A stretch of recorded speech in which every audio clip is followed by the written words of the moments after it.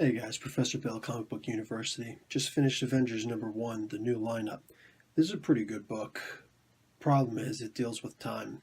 I'm not a huge fan of time, but there are some good parts in here that actually seem pretty interesting.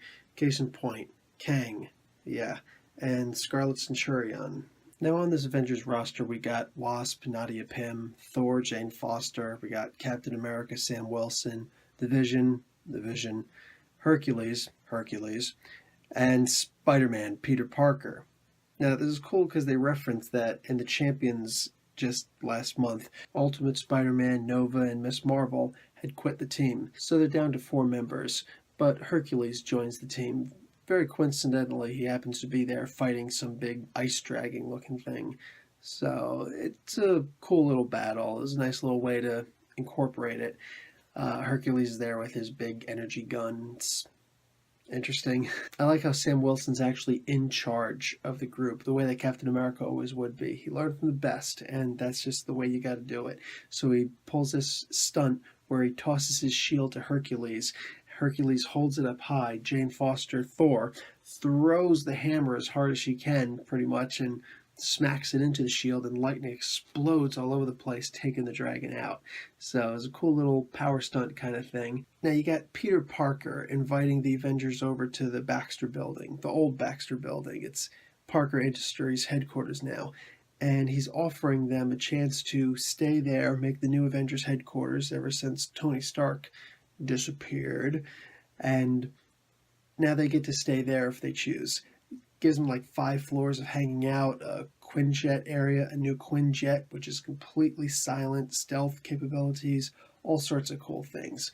So they're thinking about the offer. Nadia, the Wasp, doesn't really like the idea of Spider-Man because spiders and wasps don't get along, apparently.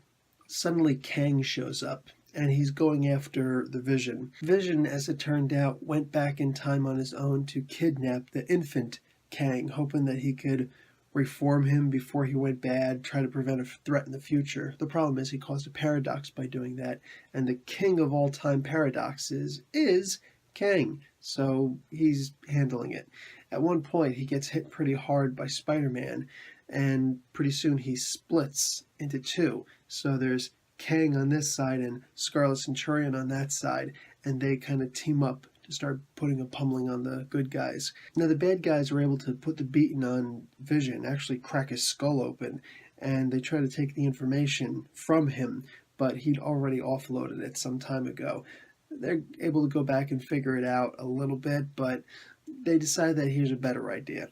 They go back in time, and this is amazing. They go back in time and find the infants of all of these heroes, and they kill those infants.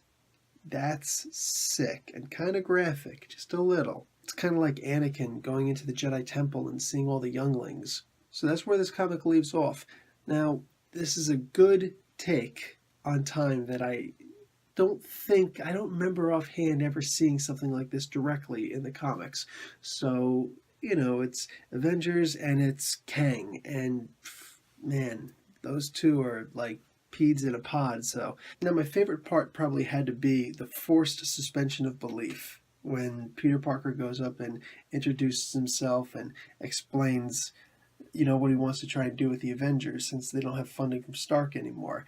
And it's kind of funny how he's saying, yeah, I'm a very lucky success story who went from a photojournalist to an extremely wealthy tech guru. So, when you actually read it or say it out loud, it's like, yeah, that doesn't make any kind of sense. So, yeah, it's very cool that they address the elephant in the room immediately. For me, it really made the comic, especially since I typically don't like Spider-Man acting this way. I mean, he is an adult now. He's in charge of an entire company, so Spider-Man still acting that childish kind of way doesn't always get me. There are some pretty cool scenes in here. He gets beaten up by Red Wing at one point. I like this comic. I'm going to give it a B-. I don't have any real complaints about it aside from superficial stuff, so I'll continue reading this. Guys, this is Professor Bill from the Comic Book University, of which you can subscribe below. Class dismissed.